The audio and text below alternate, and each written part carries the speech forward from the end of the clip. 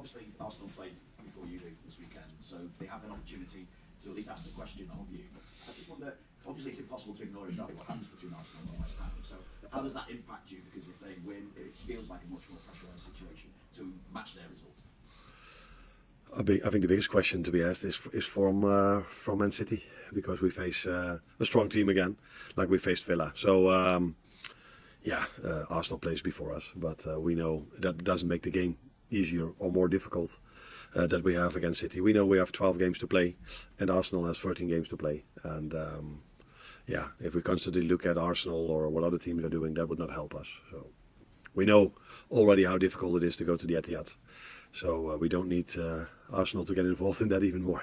Yeah, I mean, it's the last win in the league in 2015. Obviously, Liverpool have won in the Champions League since then in 2018. So what are you expecting, though, from City? Because they've had a disappointing season. They've had that disappointment in the Champions League and obviously fighting for points to make sure they're in the Champions League next season. Yeah, what I always expect from City, since Pep is there. A great football team that can play so well. And they've had maybe one or 2 months in the 7 or 8 years he's there now that weren't the best, maybe partly because of injuries as well. Injuries come back. They've signed 3 or 4 players. I can see them coming back already if you look at the result against Newcastle. So what you expect is what everybody expects if you go to the Etihad, if you play against City. Yeah, you have to suffer as well and work really hard to keep them away from your goal, because they are so good in ball possession. But yeah, they face a strong team as well that haven't lost for 22 games now. Can I just ask about Darwin as well? Because there was so much attention on that one miss last night. How do you deal with that with Darwin himself to make sure that he doesn't suffer too much? Oh, I can accept every miss, especially from a player that has scored 2 very important goals against Brentford, that scored for us in the home game against Villa.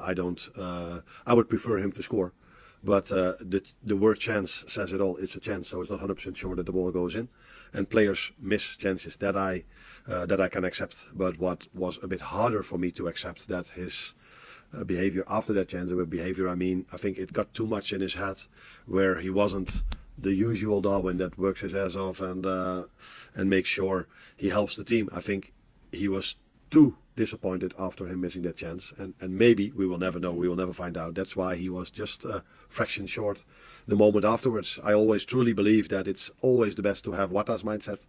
And what I mean with that is that for the whole season he doesn't stop and keeps on going, and wherever we need him, he's ready.